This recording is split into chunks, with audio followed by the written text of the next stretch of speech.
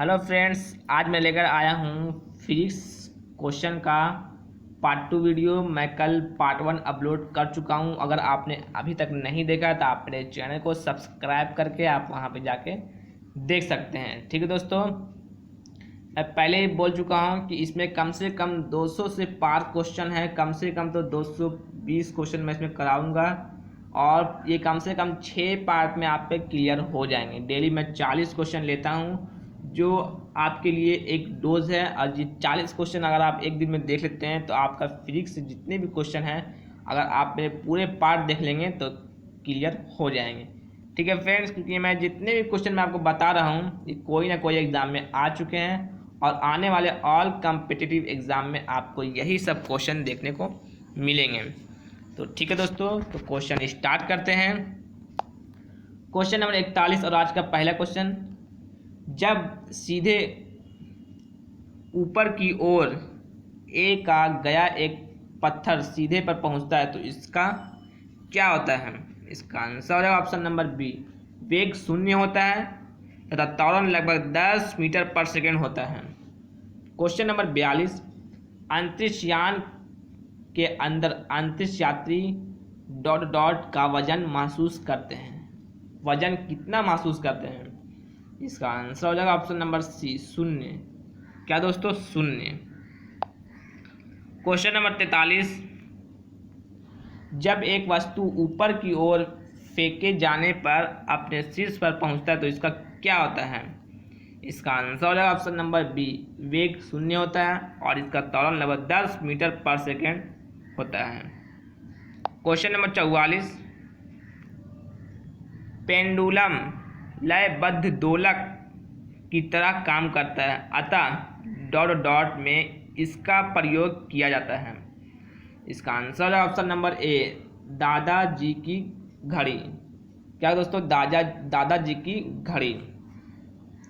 Question number 45, पृथ्वी की सतह पर पलायन वेग लगभग का मान कितना होता है? इसका आंसर हो जाएगा ऑप्शन नंबर बी, 11.2 किलोमीटर पर सेकेंड। क्वेश्चन नंबर 46, ग्रहों की परिक्रमा पथ का आकार कैसा है? इसका आंसर हो जाएगा ऑप्शन नंबर डी, फैला हुआ वृत्त।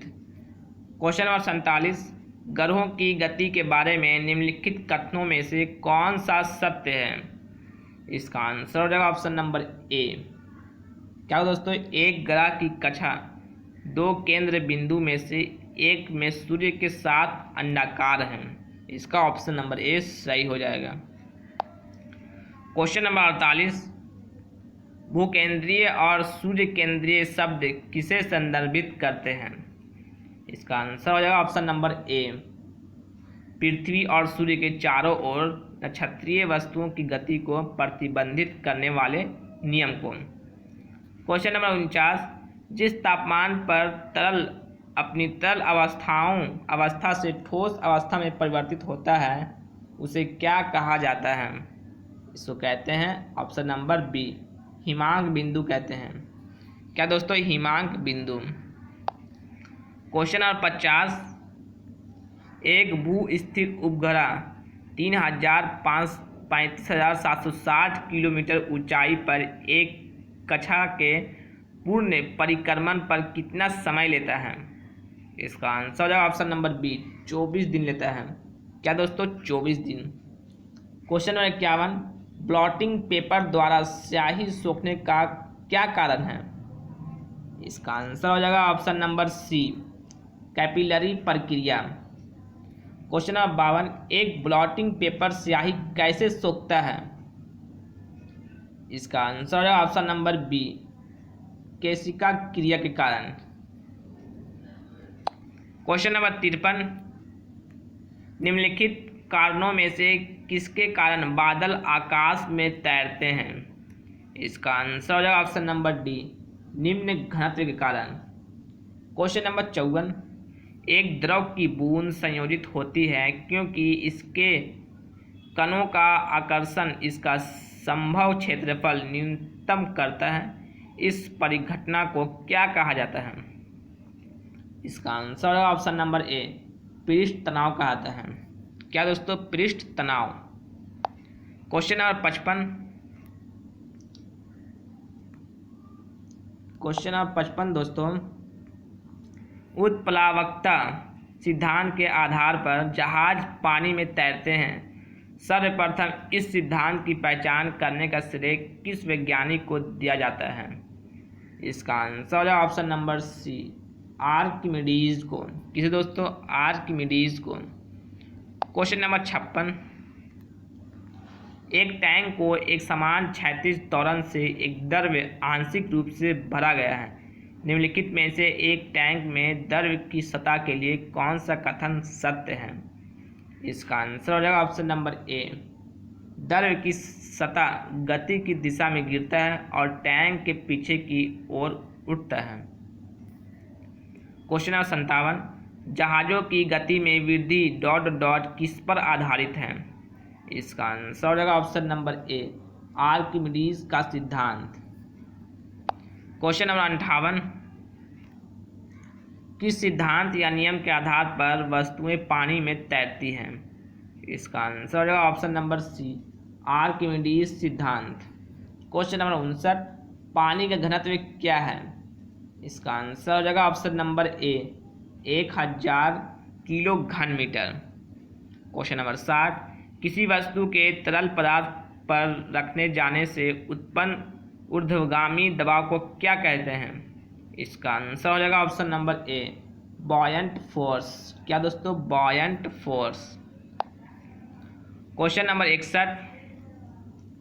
वास्तविक सूर्योदय से 2 मिनट पहले सूर्य दिखना और वास्तविक सूर्योदय के लगभग 2 मिनट बाद तक सूर्य दिखने के कारण के लिए किसे जिम्मेदार ठहराया जा सकता है?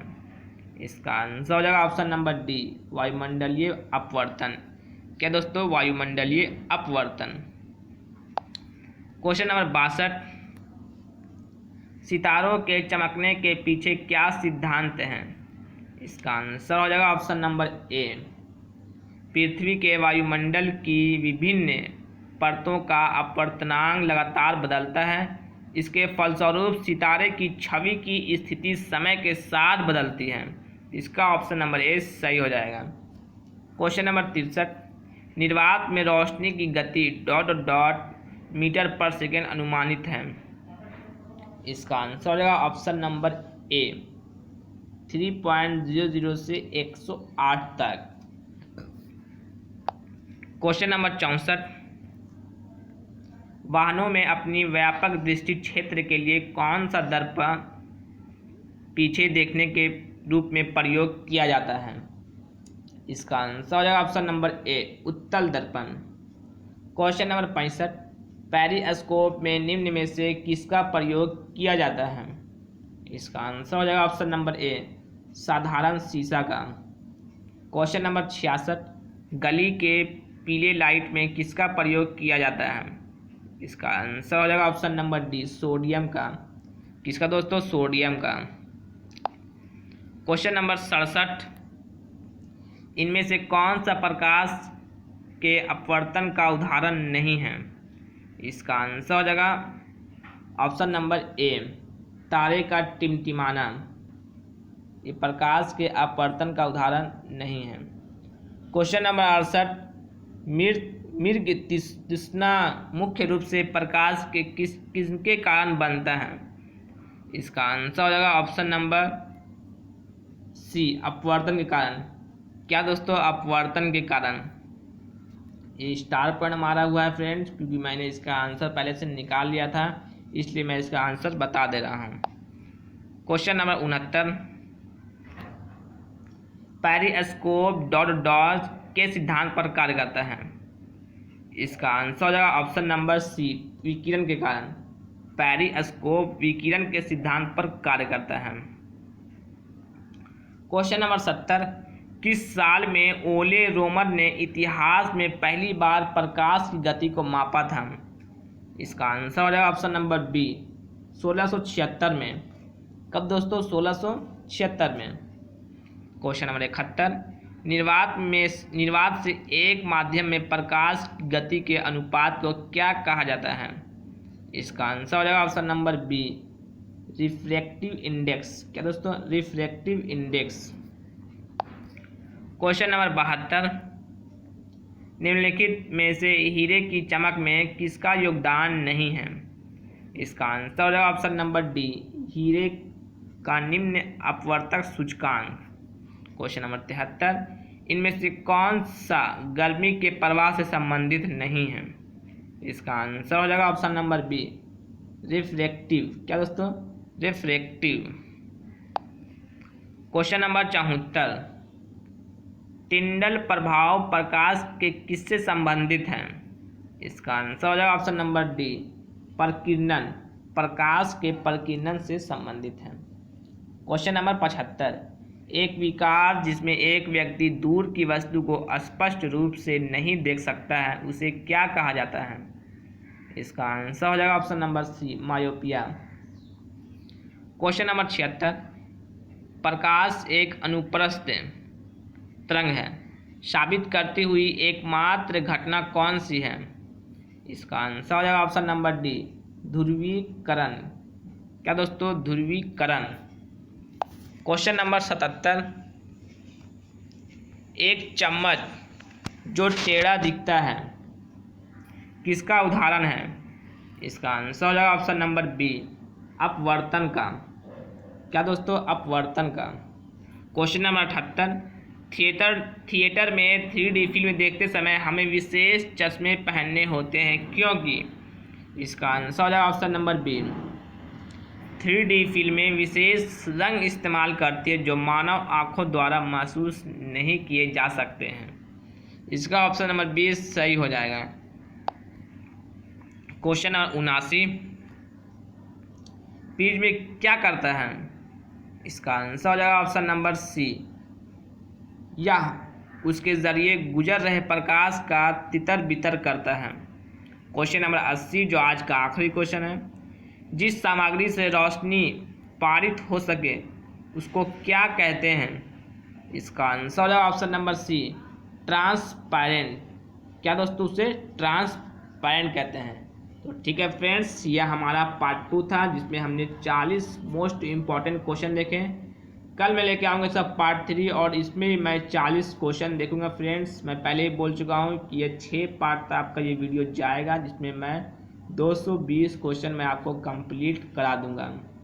तो ठीक है फ्रेंड्स, आज के लिए इतना ही। कल फिर मिलेंगे एक और पार्ट के साथ।